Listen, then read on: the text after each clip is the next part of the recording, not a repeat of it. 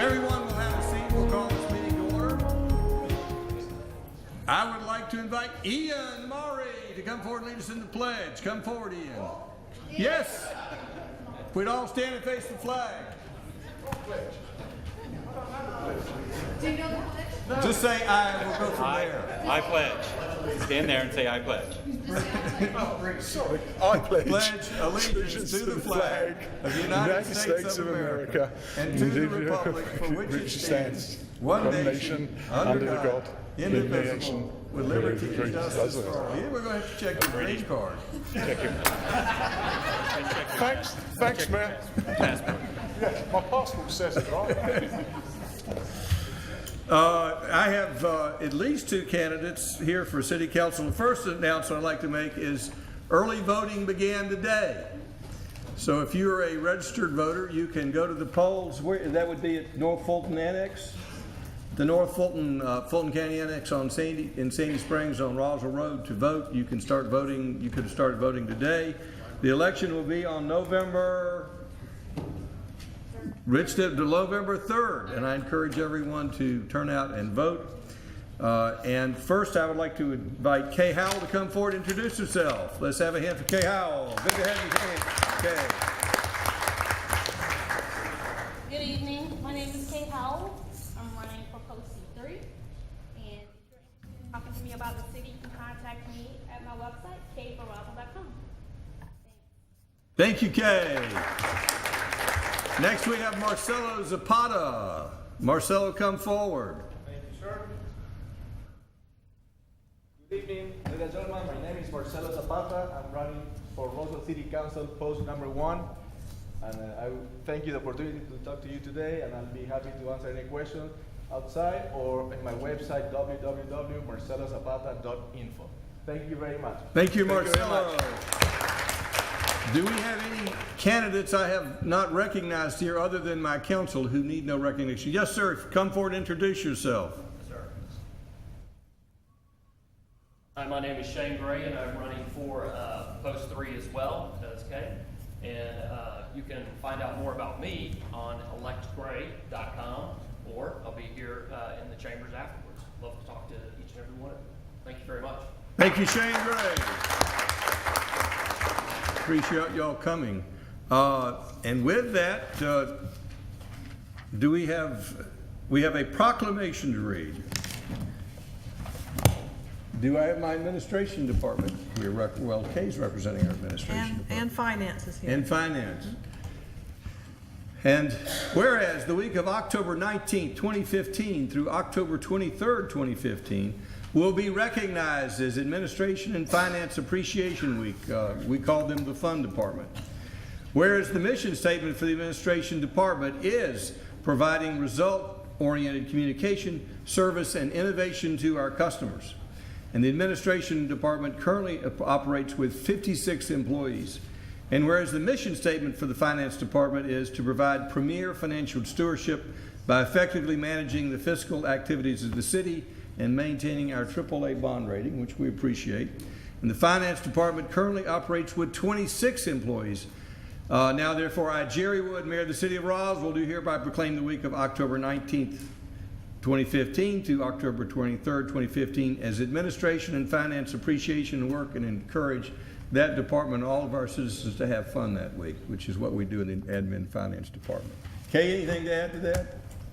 No, sir. I just may I ask for administration and finance staff members who are here to stand up to be recognized. Let's have a hand for those people. Thank you.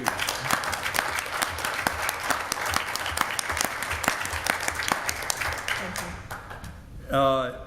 Do we have a motion to approve the consent agenda? So moved. Motion by Councilman Orleans. Is there a second? Second. Second by Councilmember Wynn. Does anyone in the audience have any questions regarding the consent agenda? All in favor of the motion, raise their hands. Passes unanimously. At this time, I'll call upon liaison to the Community Development Department, Councilmember Becky Wynn. Thank you, Mr. Mayor. The first one on our agenda is RZ 201502206. They are requesting a deferral until, and I was going to pull this up and have it on December 14th. December 14th. Is there anyone in the audience who came here to be heard on that agenda item? Yes, sir. There is a motion to defer. There'll be an opportunity to be heard when it comes, but if you cannot make that meeting and you wish to make a statement tonight regarding the deferral or that rezoning, you can come forward, or you can save your comments until we're typically where there's a deferral, there's a further discussion and the plan changes from time to time. So if your comments may be moot if it's changed. So does anyone wish to comment on that item tonight? Seeing no hands up, we have a motion and a second. Councilmember Wynn. Mr. Mayor, there's one thing that I do want to do a conditional, and I did talk to the applicant and his attorney, that since they are going from a different category, they're going from townhouse to single-family detached, that they go through the planning commission before they come back to mayor and council in December. And my understanding is that the applicant and the attorney are agreeable to that condition. Do we have a motion and a second to defer? Any further discussion? Councilmember DiPolito. Thank you. Just, excuse me, just from a process standpoint, then this would just be sent back to Planning Commission on what date, and when does it come back to council? And I'm good. That's what we'll let. It'll come back to council December 14. November 17th would be the planning commission date. And the reason we're doing that was it's giving the applicant and Mr. Rollator time to discuss with the surrounding communities their different plan and show them the revised site plan that they want to do. So, and to be able to have it go through Planning Commission one more time, since it is a different category that they're requesting. So that's the reason for my motion. We have a motion and a second. Any further discussion? All in favor of the motion, raise their hands. That's unanimous. Councilmember Diamond and Eigelhart are absent tonight with an excuse. Please proceed. Okay, thank you, Mr. Mayor. My next one is CV2015022001, 980 Canton Street. It's a variance to the parking requirement. This item was deferred at the September 16th Mayor and Council meeting, and Mr. Brad Townsend will be presenting. This application started out with a variance request dealing with parking requirements to be with over 800 feet for the 980 Canton Street development. This is the location map for the property. It's in the DX property downtown mixed. This is the existing aerial of the property showing the location of the current building. The application started out with requesting a variance to parking. The applicant submitted a letter last week on Wednesday or Thursday indicating they had an agreement with 1002 Canton Street for 8 additional parking spaces. This is the letter that was submitted to the city showing that they have the additional 8 spaces. It's called from a current business called the Cat Clinic, just located 50 feet north of the subject property. This is the current requirement showing the site plan where they're required to have 18.36 or 19 parking spaces for the current site. This is the proposed site plan, a single-story building. The multifamily use has been removed. The parking variance has been removed. This is the Canton Street area where they have the additional parking spaces behind the gate. This meets the open space requirements and landscaping requirements. This gives you the breakdown of how the parking actually lays out and the number of spaces that are required. As you can see, there are a total of 7 behind a gate, 2 right behind the building, and 5 within the Canton Street walk subdivision or development. That means that they do have the 19 required parking spaces in total for the proposed development, and that there are no variances being required. Understanding that they're not asking for rezoning tonight. They have So never does asked this- for rezoning. Does this council need to, is any approval necessary for this by this council to move forward? None is needed by this council. Well, there's maybe some people here tonight. I want to give them an opportunity to ask questions. That's fine. But Councilmember Wynn, do you wish to add to that? Yes, sir. I just wanted to let if anybody was here, that we are not here to vote on the use of the building. We were just here for the variance to the parking requirements for this use. So I just want to make it very, very clear, it's not the use of the building that we were looking at, it was just the parking requirements, and that was all Correct. that we were required to look at. That's correct. So they're entitled to this as a matter of right. As a matter of right, with the parking spaces in the agreement in place, all they would have to do is submit a HPC application to the Historic Preservation Commission. That would be their first city action. All right, if you have any questions tonight, I'll recognize you. Does anyone in the audience have any questions regarding this building project? It's no longer a matter coming to this council, but if you came here tonight and like to have any questions, I'll recognize you. Seeing no hands up, Councilmember Orleans. Thank you. Appreciate it. Brad, I've got a couple questions for you. One, Green Oak Street, 4 spaces, where is that located? And then my second, go ahead.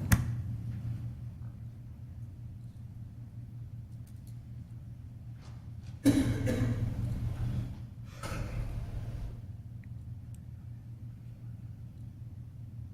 4 spaces that exist there. So that's behind the gate? No, those Two? are not. And how are they going to access the ones behind the gate? Is there approval to keep that gate open 24/7 or?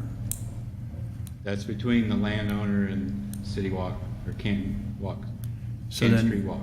So if they're not asking for a variance and we're not voting on anything tonight for them, Correct. how does that work on whether they can use their business there or not going forward after they go to the HPC? The HPC will get the review of the letter that was submitted for the cat clinic spaces, as well as their site plan will show where the 7 spaces behind the gate are. And it's between the 2 property owners to deal with the logistics of the gate. And if it's approved and they go forward with building it out and the gate's not open, can you outline what the procedure would be at that point in time? The property owner would probably call code enforcement, or they would deal with it privately. And so the business would not be able to operate without those spaces. Is that a correct statement? We would probably have to control it related to the business license that's issued annually. Mr. Davidson, you have any input? If he's entitled to those spaces behind the gate, that's going to be a matter between him and the Canton Street Walk people. As far as the city goes, he will have the number of spaces required, so we wouldn't be enforcing that. That would be a civil matter between the 2 property owners. And that's what I'm trying to understand and make sure everybody understands. So if the gates are closed, there's nothing we can do regarding the business. Correct. Then how would we enforce our zoning to have the number of parking spaces? He's got the number of parking spaces. But usable number of parking spaces. But he could park his employees back there if he wanted to. Okay. I mean, that's going to be up to He lives him. there. Okay. Just want to make sure we're all clear. Thank you. Further discussion before we take a vote? There is no vote to take. Move on to the next item. Thank you, Mr. Mayor. Next item is approval of a text amendment to section 9.7.15 outdoor dining of the UDC to control the sale of alcoholic beverages in outdoor dining areas. And this will be the second reading. Mr. Townsend. This is second reading of an amendment to the Unified Development Code to control and prohibit outdoor dining areas to store or dispense alcoholic beverages. This is the second reading. Staff would recommend approval of the proposed amendment. Mr. Davidson, if you'd read the ordinance, please. Thank you. This is an ordinance to amend Article 9, Use Provision, Section 9.7.15, Outdoor Dining of the Unified Development Code of the City of Roswell, Georgia, to restrict the storage and dispensing of alcoholic beverages and for other purposes. Now therefore, the Mayor and Council of the City of Roswell, pursuant to their authority, do hereby adopt the following amendment. The City of Roswell Unified Development Code, Article 9, Use Provisions, Article 9.7, Accessory Uses, Section 9.7.15 outdoor dining is amended by adding Section 9.7.15B2F to read as follows, text of which is incorporated herein by reference, and if approved, this will be the second reading. Do we have a motion for approval? Motion to approve the second reading. A motion by Councilmember Wynn. Is there a second? Second. Second by Councilmember DiPolito. Does anyone in the audience have any questions or comments? Any further discussion by council? All in favor of the motion, raise their hands. Passes unanimously. Okay, the last one on mine is a final plat for Hill Street Commons. And that's going to be for Mr. Wolf, our Deputy Director of Community Development. Thank you.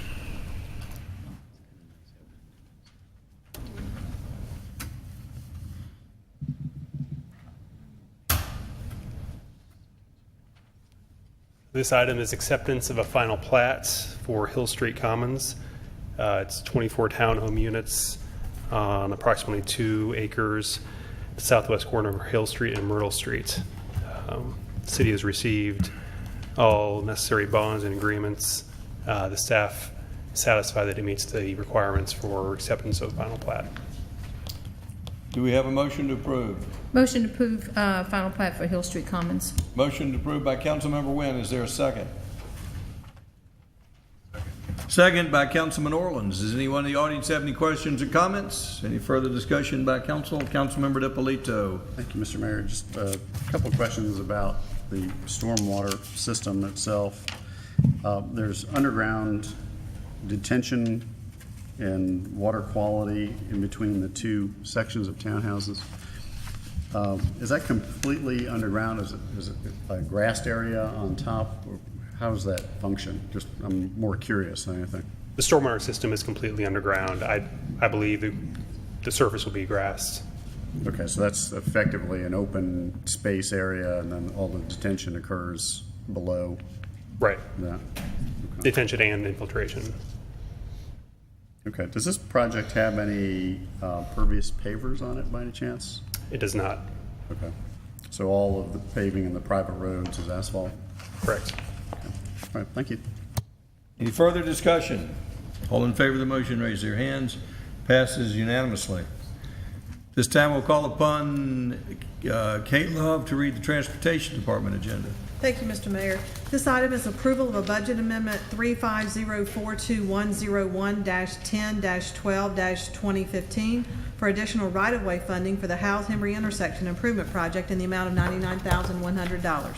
You want to give us an overview of the project and then drill down to exactly what we're doing? Yes, sir, Mayor. I'd be happy to do that. Not Good the evening. long version, the short version. The short version is we have an exciting intersection improvement at a very congested intersection at Howes and Hembry. We've done all the design. We've done tonight. This is the last piece of the puzzle before all of the right-of-way is acquired. GDOT has already sent this out to bid. GDOT has a contractor, and we're waiting on the notice to proceed to begin the construction. So this ends up being the last piece of the right-of-way puzzle. So for the big piece, how much is this costing the city of Roswell, and how much is this the state funding? Total package. The city has spent approximately $400,000 on the right-of-way and some design work. So this will bring us to $500,000. Yes, sir. All right. And that total, that constitutes less than 20% of the entire project. So we're money ahead with the way this is working in our favor. My math is terrible, so we're at about $2 million yes, for sir. the whole project. Right. So I haven't seen the final bid, but $1.5 million approximately is coming from the state. Yes, sir. That's the big picture. Thank you. That's the big picture. Does the council have any questions? Do we have a motion? Motion to approve. Motion to approve by Councilmember Wynn. Is there a second? Second. Second by Councilmember Orleans. Does anyone in the audience have any questions or comments? Any further discussion by council? All in favor of the motion, raise their hands. Passes unanimously. Thank you. This time, Kay Love will call the Admin Finance Department agenda. Thank you, Mr. Mayor. This item is approval of an intergovernmental agreement with Fulton County Schools to implement a school bus safety camera enforcement program. Fulton County Schools has contracted with ATS to provide violation detection technology equipment on specific buses on routes where there are high traffic or high incident. In this enforcement program, the goal is to reduce the number of vehicles who pass the flashing arm or stop arm. Georgia has a very high rate of accident and violation in this arena, and this is the school district's program they've implemented to try to improve this and reduce accidents. In addition to there being a fine for people who violate, there's also a very robust educational program. So the goal would be to begin with, perhaps people may not know about the provision of the program. Once it's in place over time, the expectation is for the violations to be reduced. Much like the red light enforcement program that the city previously had in place that is no longer in place, a police officer would review the potential violations and certify whether indeed it is a violation. ATS, the vendor that has been contracted with, would then send out all of the violation notifications. Court date would be held should the person decide to come to court, municipal court, or pay the fine. The first violation is $300. The second violation fine would be $750. The third violation would be $1,000. We estimate, based on what Fulton County has told us related to the number of violations we might see, take approximately 15 minutes per day for an officer to view these. The police chief has looked at this and is in concurrence that this can be done with current staffing without any issues. Do we believe this will have any significant impact on our budget, either from the revenue or the expense side? No, sir, we don't. We would split the net revenue after all expenses 50-50 with the school district, but we do not believe that will be substantial, but we don't know. Does the council have any other questions? Councilmember DiPolito. Thank you. In our committee, we had talked about other cities participating. Are any of the other North Fulton cities on board with this program? Alpharetta, I don't know about the other cities. It has been presented to all of the North Fulton cities, but I don't know where they are with their process. Cobb County has implemented it. Marietta has implemented it. I believe Duluth is another city that has implemented it. Okay, good. Well, hopefully they'll get on board, and assuming this passes, we'll be one of the leaders. Thank you. Anyone in the audience have any questions or comments? Any further discussion by council? All in favor of the motion, raise their hands. Do we have a motion? Oh, do we have a motion? I'll move for approval. Motion by Councilman Orleans. Is there a second? Second by Councilmember DiPolito. All in favor of the motion, raise their hands. Passes unanimously. Next item is approval of an amendment to Chapter 24, Utilities and Services of the City Code of Ordinances to move to a monthly billing cycle for City of Roswell utilities. This is the second reading. Mr. Lee, if you would come forward. Mr. Davidson. Mr. Davidson, if you'd read the ordinance. Thank you. This is an ordinance to amend Chapter 24, Utilities and Services, Article 24.12, Deposit, Article 24.24, Fees, Chapter 24.5.2, Bills, Billing Period, Payment Date, Penalty of the Code of Ordinances of the City of Roswell. Now, therefore, the Mayor and Council of the City of Roswell, pursuant to their authority, do hereby adopt the following amendment, text of which is incorporated herein by reference, and if approved, this will be the second reading. So we'll go from a bi-monthly billing cycle to a monthly billing cycle. Correct, yes, sir. And that's with the recommendation of the Finance Department. Yes, sir, it is. Does the council have any questions? Councilmember DiPolito. Thank you. Mr. Lee, I know we talked about the potential reduction in outstanding balances that this would help alleviate, but have we looked at the cost of additional mailing and how that would impact our budget for this? Yes, sir, we did. We looked at our overall cost as we looked to move to monthly billing. For our printing and mailing from a budgetary basis, it's about $14,500 more annually to move to monthly billing. So the impact budgetarily was $14,500. So do we anticipate somehow making up that additional cost? Yes, sir. I do believe, it's not something I can tell you specifically that it will be made up, but I do believe because we will have fewer late payments, if you will, or people skipping out on bi-monthly payments, having a more consistent communication pattern with our residents, and the ability to pay a smaller amount, I believe that we will collect at a higher percentage rate. Okay, thank you. Any other questions? Do we have a motion? Motion for approval by Councilmember Orleans. Is there a second? Second by Councilmember Wynn. Does anyone in the audience have any questions or comments? Any further? Yes, come forward, please. If you'll give us your name and address, we know it, but that's our practice here for the record.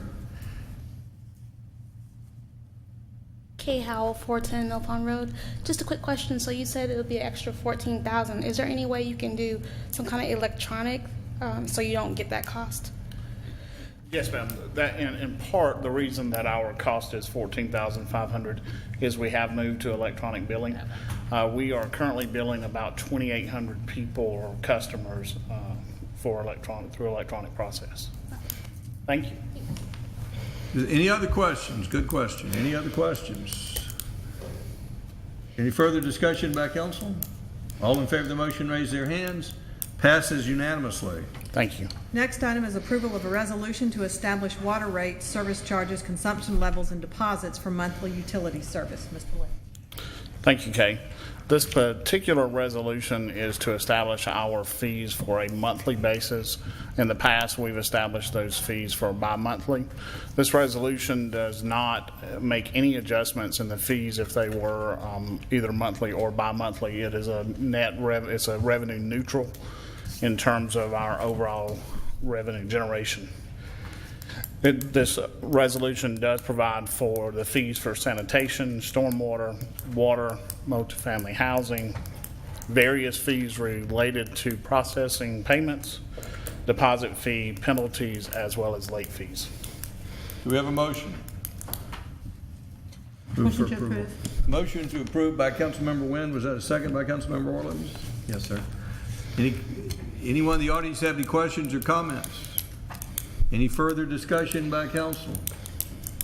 All in favor of the motion, raise their hands. Passes unanimously.